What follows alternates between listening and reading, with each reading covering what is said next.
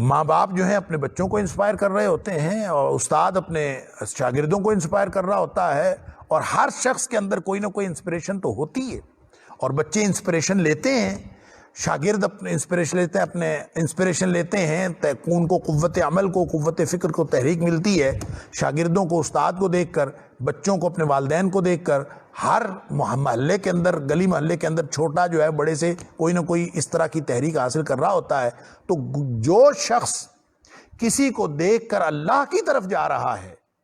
تو اس کا مطلب یہ ہے کہ اس کا کردار، اس کی گفتار، اس کی زبان قال، اس کی زبان حال وہ لوگوں کو اللہ کی طرف بلا رہی ہے، وہ اللہ کے راستے سے روک نہیں رہی بلکہ وہ تو اللہ کی طرف بلا رہی ہے۔ اور جو اللہ کی طرف بلا نہیں رہا، جس کا کردار اللہ کی طرف رہنمائی کرنے والا نہیں، جس کی گفتار اللہ کی طرف رہنمائی کرنے والی نہیں، جس کے ساتھ بیٹھ کر، جس کے ساتھ گفتگو کر کے آپ کو اللہ یاد نہیں آتا، تو لازماً وہ تو آپ کو کسی اور طرف لے کے جانے والا شخص ہے، وہ تو آپ کو دنیا کی طرف لے کے جانے والا شخص ہے، یا دنیاوی زندگی کو ترجیح بنا دینے کے رویے کی طرف لے جانے والے شخص ہے۔ اس کا مطلب ہے وہ اللہ کے راستے سے روک رہا ہے، وَيَصُدُّونَ عَن سَبِيلِ اللَّهِ، اس کا مطلب ہے وہ اللہ کے راستے سے روک رہا ہے۔ اللہ اکبر۔ جیسے سورۃ القصص کے اندر اللہ تعالیٰ نے فرمایا وَادْعُ إِلَىٰ رَبِّكَ وَلَا تَكُونَنَّ مِنَ الْمُشْرِكِينَ، اے حبیب صلی اللہ علیہ وسلم، اپنے اللہ کی طرف دعوت دینی ہے، تمہاری دعوت تیرے رب کی طرف ہونی چاہیے۔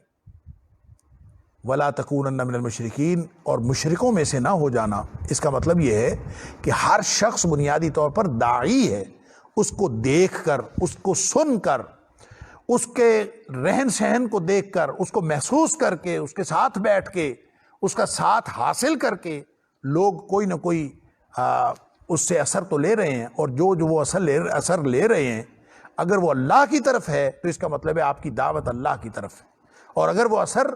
اللہ کی طرف نہیں ہے تو اس کا مطلب یہ ہے کہ وہ جو تاثیر پیدا ہو رہی ہے وہ غیر اللہ کی طرف لے جانے والی ہے، یہی شرک ہے۔ تو اس کا مطلب یہ ہوا کہ ہر شخص بنیادی طور پر داعی ہے اور وہ دعوت دے رہا ہے، فرق یہ ہے کہ اس کی دعوت الی اللہ ہے یا دعوت الی غیر اللہ ہے۔ وَادْعُ إِلَىٰ رَبِّكَ، تیرا ہر کام، تیری ہر دعوت، تیرا بیٹھنا اٹھنا، ہر چیز اللہ کی طرف لے جانے والی ہو۔ وَلَا تَكُونَنَّ مِنَ الْمُشْرِكِينَ، اور مشرکوں میں سے نہ ہو جانا۔ تو اس کا مطلب یہ ہے کہ انسان جو بھی کردار ادا کیے ہوئے ہے، جو بھی کردار ادا کر رہا ہے، وہ لوگوں کو، یعنی ایک تو وہ ڈائریکٹ رویہ ہے نا، آپ لوگوں کو دین سے روکیں کہ چھوڑیں جی، یہ دیندار ایسے ہوتے ہیں، یہ مولوی ایسے ہوتے ہیں، یہ دین کو چھوڑیں جی، دین پر عمل کر کے کس نے کیا، آپ پہلے دنیا کمائیں۔ ایک تو یہ رویہ ہے جو بالکل ظاہر ہے۔ میں اس رویے کی بات کر رہا ہوں جو ظاہری طور پر محسوس نہیں ہوتا، اور ہم اپنے رہن سہن سے، اپنے کردار سے لوگوں کو متاثر کر رہے ہوتے ہیں، اور وہ جو تاثیر ہو رہی ہوتی ہے اگر وہ اللہ کی طرف لے جانے والی نہیں ہے تو وہ لازماً غیر اللہ کی طرف لے جانے والی۔ پوری دنیا کا جو کافرانہ نظام ہے وہ اسی نفسیاتی اور کیفیات کے اوپر مشتمل ہے کہ لوگ ان کو دیکھتے ہیں اور اسی نفسیاتی کیفیت کے اندر مبتلا ہوتے چلے جاتے ہیں، دنیا کی دوڑ میں بھاگ دوڑ میں لگتے چلے جاتے ہیں، اور آہستہ آہستہ اوپر سے اوپر جانے کا جذبہ جو ہے وہ کبھی ختم ہونے کا نام نہیں لیتا۔ زندگی کی دوڑ میں اس قدر مشغول ہوتے ہیں کہ کبھی واپس نہیں آتے۔ تو اس کا مطلب یہ ہوا کہ وہ جو دنیاوی زندگی کو ترجیح دینے کا رویہ جو پہلی خصوصیت بتائی، یستحبون الحیات الدنیا علی الآخرہ، یہی رویہ اصل میں اگلی سٹیج پہ جا کے وَيَصُدُّونَ عَن سَبِيلِ اللَّهِ کا رویہ بن جاتا ہے کہ وہ اللہ کے راستے سے روکنے کا رویہ بن جاتا ہے۔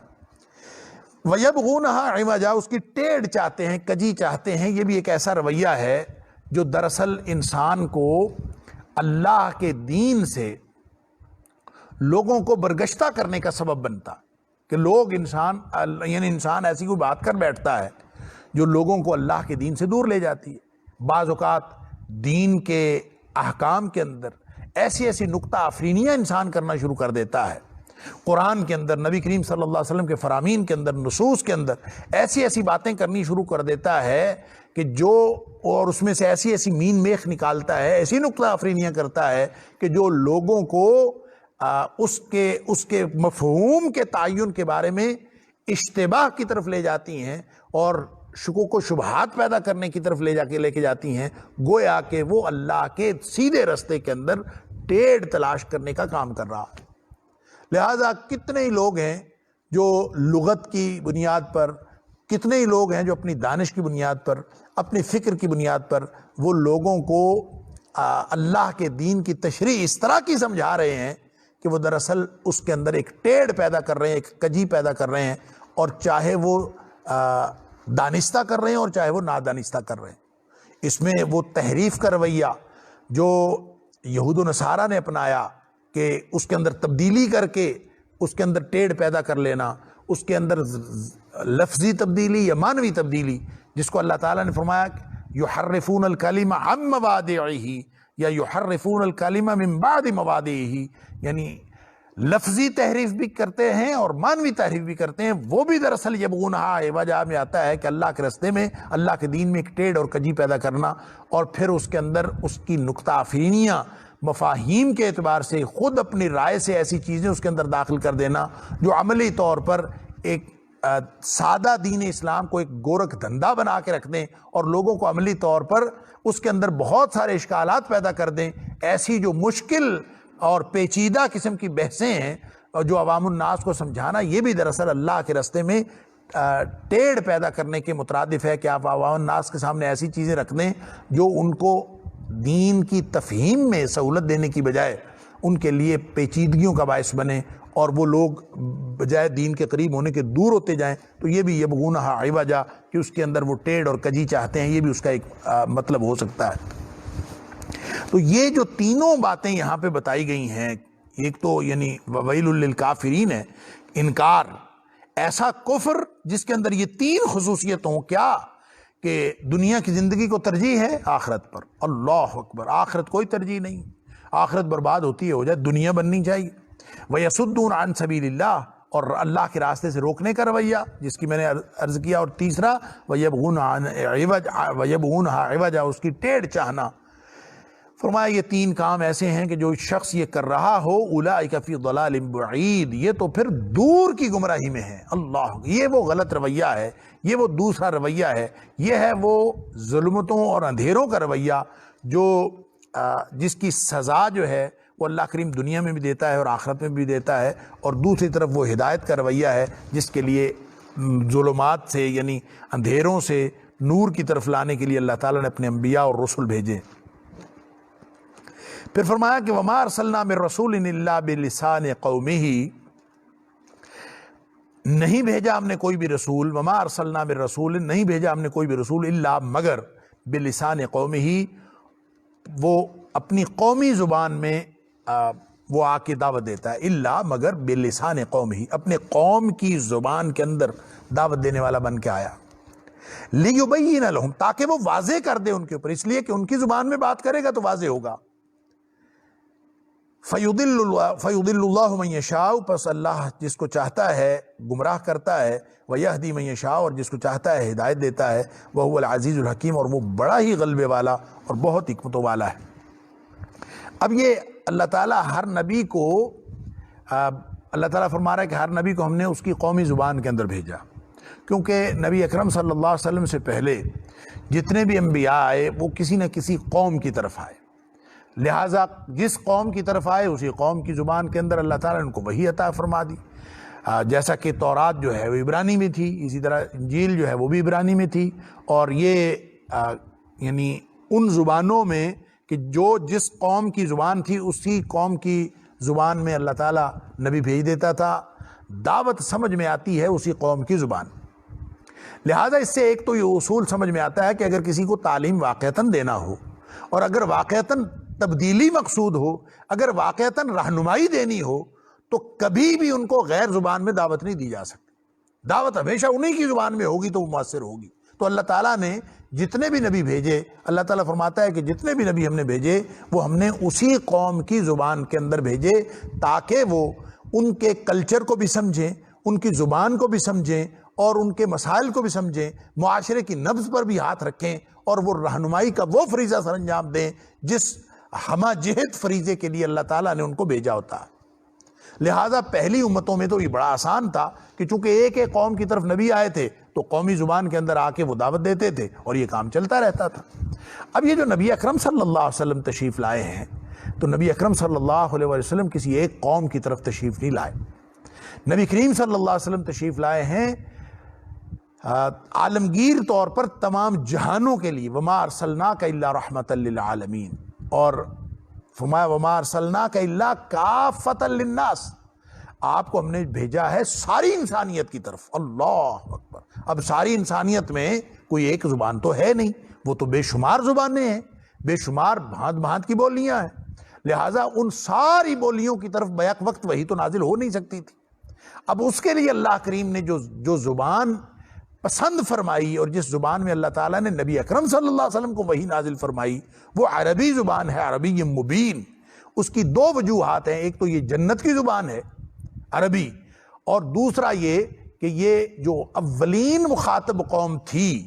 عربوں کی قوم، ان کی زبان عربی تھی، اس لیے اولین مخاطب قوم کی زبان کو جو ہے وہ ذریعہ وحی بنایا گیا، اور وہ سارے جو باقی زبانیں ہیں ان کو ذریعہ نہیں بنایا گیا، اس لیے کہ اولین مخاطب یہ لوگ تھے.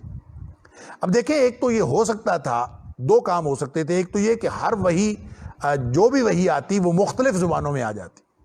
مختلف زبانوں میں آ جاتی، جتنی زبانیں موجود تھیں سب زبانوں میں وحی آ جاتی. ایک تو یہ طریقہ ہو سکتا تھا، کیونکہ نبی کریم صلی اللہ علیہ وسلم سارے جہانوں کے نبی. تو پھر اس کے لیے وہ زبان استعمال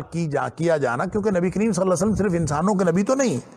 بولیاں انسانوں میں ہیں. باقی سارے جو فرشتے ہیں، جو اللہ کے فرشتے ہیں، وہ اللہ کے ساتھ ہم کلام ہوتے ہیں. جو جنت کی زبان ہے، جو اللہ تعالیٰ نے فرشتوں کو گویا سکھا رکھی ہے،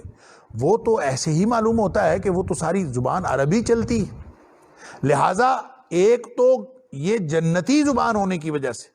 اور ایک وہ زبان ہونے کی وجہ سے کہ جو سامنے مخاطبین تھے وہ عرب تھے، اور اس لیے بھی کہ جب ڈائریکٹ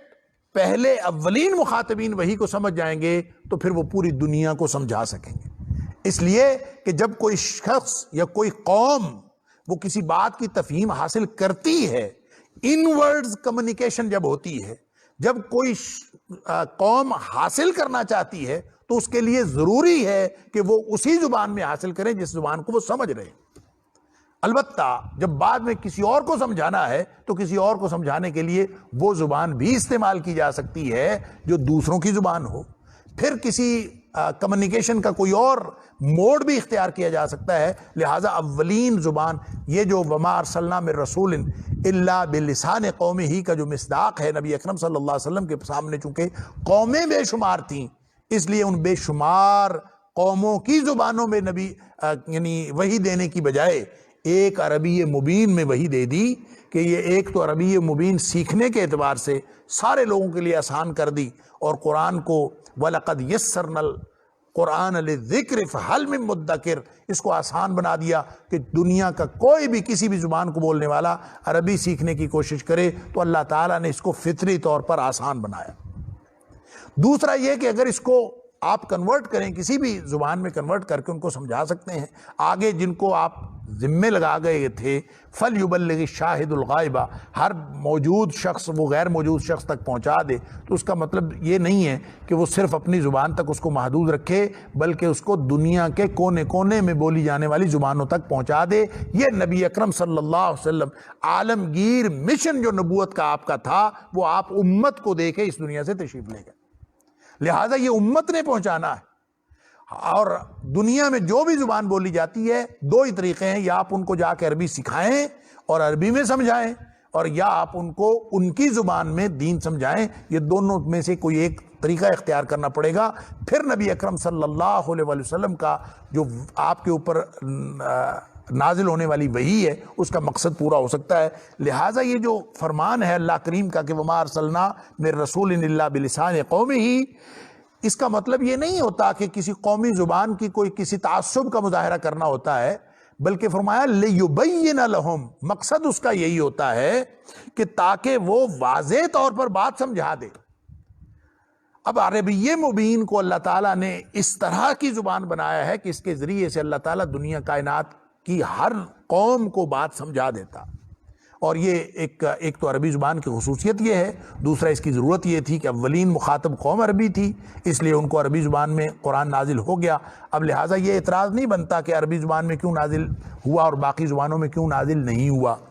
اب باقی زبانوں میں بیک وقت تو نازل ہو نہیں سکتا تھا، اس لیے عربی زبان میں نازل کر کے اب اس کو اللہ تعالیٰ نے ذریعہ بنایا ہے، اور قیامت تک کے لیے وہ جو فَلْيُبَلِّغِ الشَّاهِدُ الْغَائِبَ کا، اب دیکھیں کہ دنیا کی کوئی زبان شاید ایسی نہیں ہے جس کے اندر قرآن حکیم کا ترجمہ نہ ہو چکا ہو اور اس زبان کے اندر دین کی تعلیم نہ دی جا رہی ہو۔ یہ اللہ تعالیٰ نے ایک ذریعہ بنایا ہے، کیونکہ اب قومی زبان ایک نہیں تھی، بے شمار زبانیں تھیں۔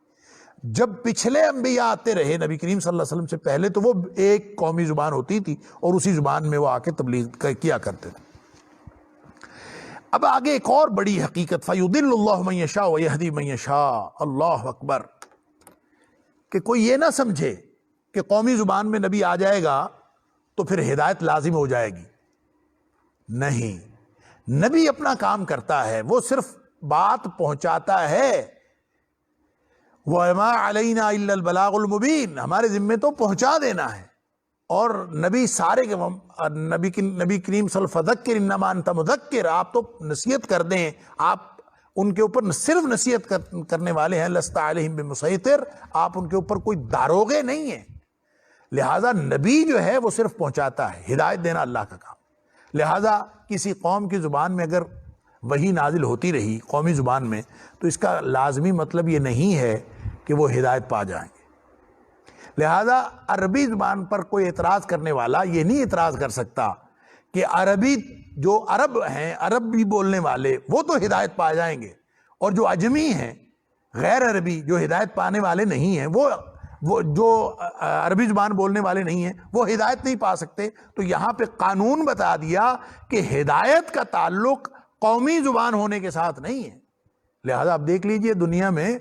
کتنے اجمی ہیں جو اللہ نے ہدایت کے جو ہیں وہ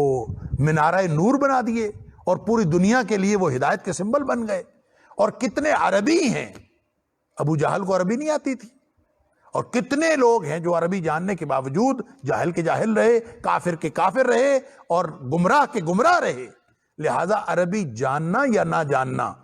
وہ ہدایت کے لیے ضروری نہیں ہے۔ کوئی شخص عربی ہو، اجمی ہو، کسی زبان کا ماننے جاننے والا ہو، یہ تو اللہ تعالیٰ نے اولین مخاطبین کے لیے، تاکہ وحی کے مسائل، اس کی تفصیلات پوری کی پوری وہ سمجھا دیں، اور نبی اکرم صلی اللہ علیہ وسلم سمجھا کے تشریف لے گئے۔ اب پوری دنیا سیکھتی رہے، ساری زندگی سیکھتی رہے، اور جو سیکھے گا وہ ہدایت کی نظر سے، جو ہدایت کی نیت سے سیکھے گا، اللہ تعالیٰ اس کو ہدایت عطا فرما دے گا۔ فَيُضِلُّ اللَّهُ مَن يَشَاءُ، اللہ جس کو چاہتا ہے گمراہ کرتا ہے اور جس کو چاہتا ہے ہدایت دیتا ہے۔ گویا اس کا تعلق بھی زبان سے نہیں، جیسے نبی اکرم صلی اللہ علیہ وسلم نے حضرت سلمان فارسی کو کہا تھا،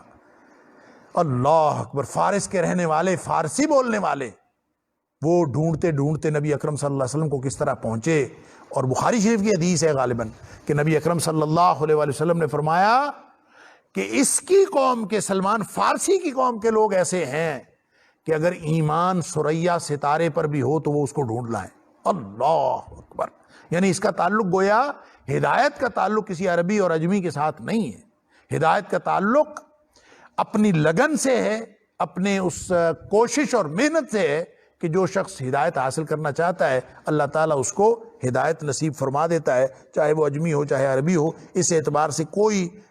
یعنی فرق نہیں ہے کہ صرف عربیوں کو ہدایت ہوتی ہے اور اجمیوں کو نہیں ہوتی۔ فرمایا فَيُضِلُّ اللَّهُ مَن يَشَاءُ وَيَهْدِي مَن يَشَاءُ، مقصد زبان کا ہوتا ہے لِيُبَيِّنَ لَهُمْ، وضاحت سے وہ ان کو بتا دیں۔ تو وضاحت ہو گئی، سارا کچھ سکھا دیا، اب آگے یہ کمیونیکیٹ ہو رہا ہے اور پوری دنیا میں ڈسیمینیٹ ہو گیا، دین ہر تک پہنچ گیا، ہم سب ایک دوسرے کو اپنی اپنی زبانوں میں سمجھا رہے ہیں۔ اور یہ اعجاز ہے اس قرآن کا کہ ہے یہ عربی زبان میں، ہر زبان میں اس کا ترجمہ بھی ہوا، ہر زبان والے کے لیے سمجھنا آسان۔ وَلَقَدْ يَسَّرْنَا الْقُرْآنَ لِلذِّكْرِ فَهَلْ مِن مُدَّكِرٍ، کوئی ہے سمجھنے والا آ کے قرآن کو پڑھے، سیکھے، سمجھے۔ تو یہ اللہ تعالیٰ فرما رہا ہے کہ پہلی قوموں کے جتنے بھی رسول آئے وہ اپنی قومی زبان میں گفتگو کرتے رہے۔ نبی اکرم صلی اللہ علیہ وسلم کے اولین مخاطب جو چونکہ عرب تھے اس لیے عربی زبان میں آ گیا۔ باقی ہدایت کی بات رہی، ہدایت اجمیوں کے لیے بھی ہے اور عربیوں کے لیے بھی ہے۔ فَيُضِلُّ اللَّهُ مَن يَشَاءُ وَيَهْدِي مَن يَشَاءُ وَهُوَ الْعَزِيزُ الْحَكِيمُ، وہ بڑے غلبے والا ہے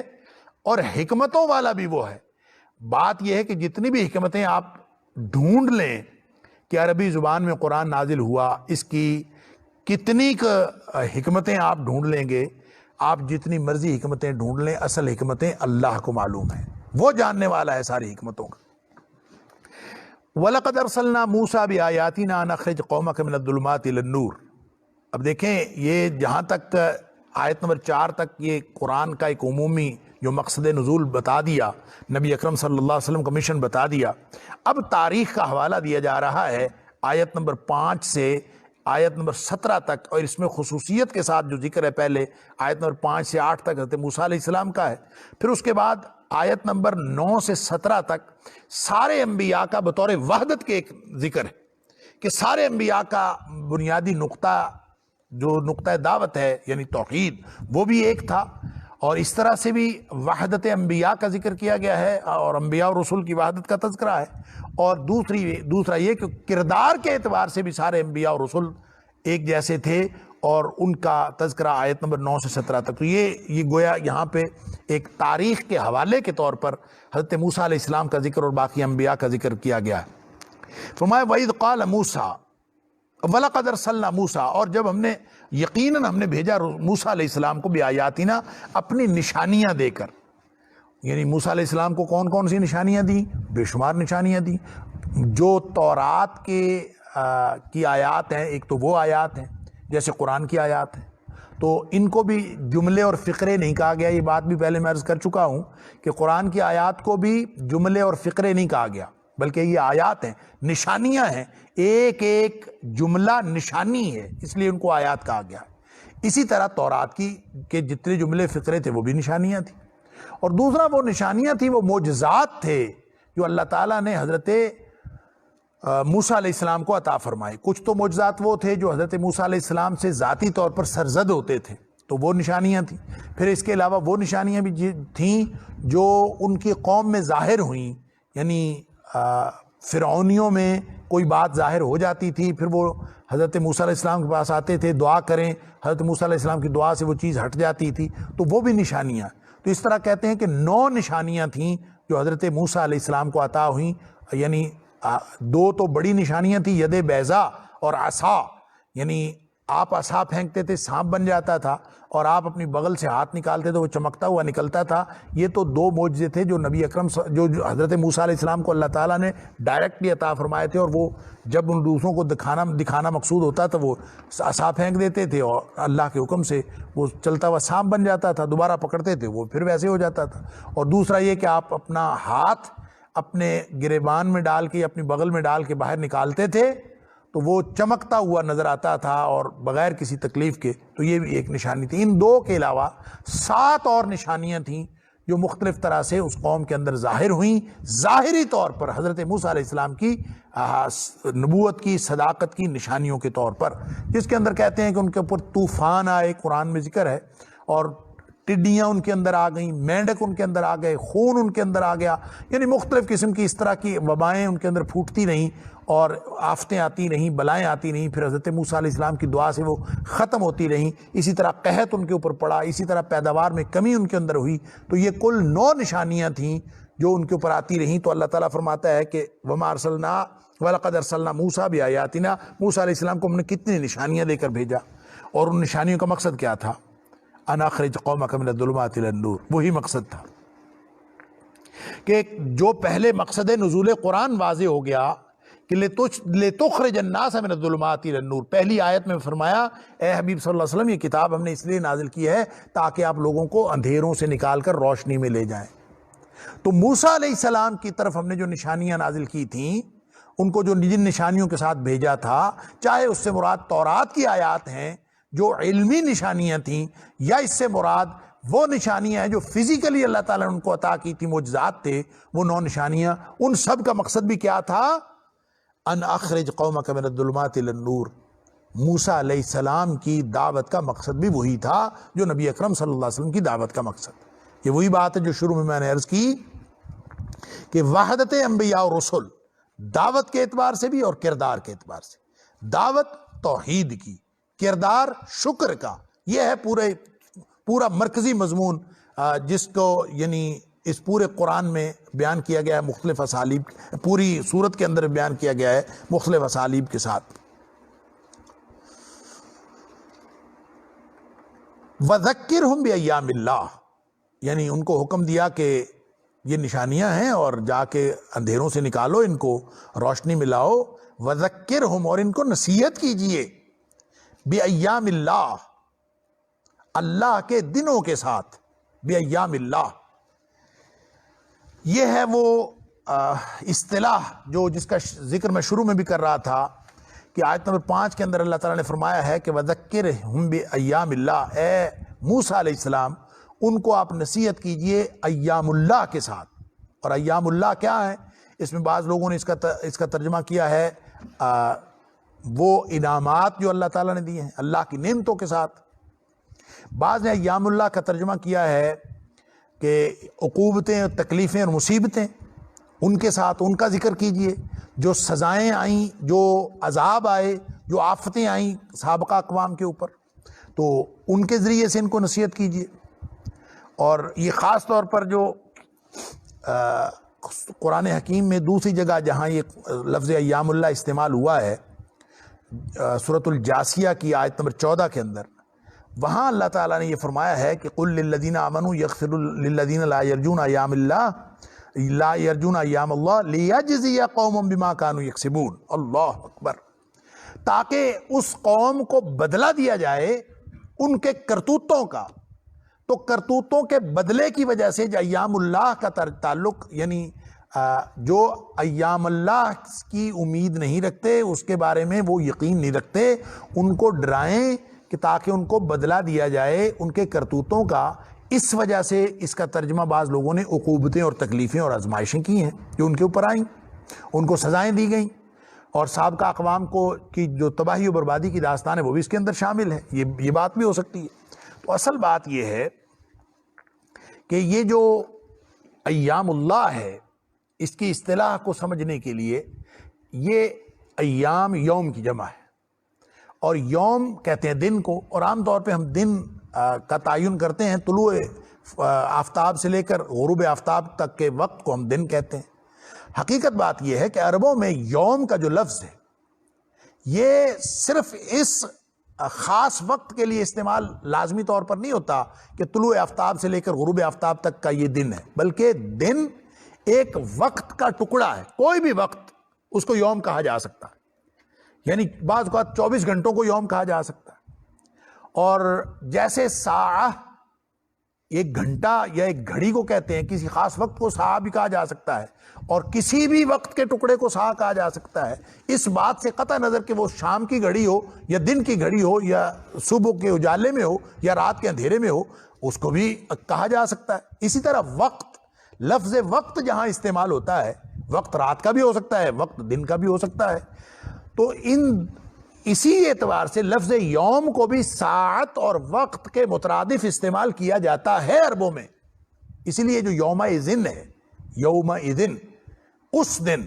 تو جب اس دن کی بات ہوتی ہے تو اس سے مراد خالص وہ وقت نہیں ہوتا جو طلوع آفتاب سے لے کر غروب آفتاب کا ہوتا ہے، بلکہ یوم اذن جب کہا جاتا ہے اس دن،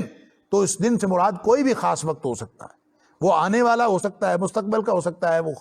وہ ماضی کا ہو سکتا ہے۔ یوم اذن سے مراد کوئی بھی خاص وقت ہو سکتا ہے۔ تو اب جب ان معنوں میں آپ دیکھتے ہیں یوم کی جمع ایام، ایام اللہ سے مراد پھر وہ سارے واقعات ہیں جو وقت کے کسی بھی حصے میں رونما ہوئے، وہ سارے کے سارے واقعات ہیں، وہ اس سے مراد ہیں۔ اسی لیے علامہ زبیدی نے تاج العروس میں لکھا ہے، اور سارے ہی تقریباً دیگر جو اہل لغت ہیں انہوں نے اس کا ترجمہ لکھا ہے کہ جو ایام العرب کا لفظ استعمال ہوتا تھا عربوں میں، ایام العرب، اور ایام العرب سے مراد ہوتا تھا وقائع العرب، یعنی عربوں کے واقعات، لہٰذا وہ اچھے واقعات ہوں یا برے واقعات ہوں، وہ عروج کی داستانیں ہوں یا زوال کی داستانیں ہوں، وہ لوگوں کے کامیابی کے قصے ہوں یا لوگوں کی تباہی و بربادی کے قصے ہوں، وہ سارے کے سارے ایام اللہ سے مراد ہیں۔ لہٰذا جب کبھی قرآن تاریخ کا حوالہ دیتا ہے، جب کبھی قرآن سابقہ کسی قوم کی تباہی و بربادی کی داستان سناتا ہے، تذکیر کے لیے سناتا ہے، اور وہ ہے ذکر بایام وذکرہم بایام اللہ. اس کی صحیح تفسیر وہی ہے کہ اللہ کے دنوں کی جو واقعات ہیں سابقہ اقوام کی جو تاریخ ہے اس کے ذریعے سے لوگوں کو ڈرائیے اور ان کو سمجھائیے. تو گویا یہاں حضرت موسیٰ علیہ السلام کا ذکر ہو رہا ہے اور نبی اکرم صلی اللہ علیہ وسلم کے چونکہ حالات کے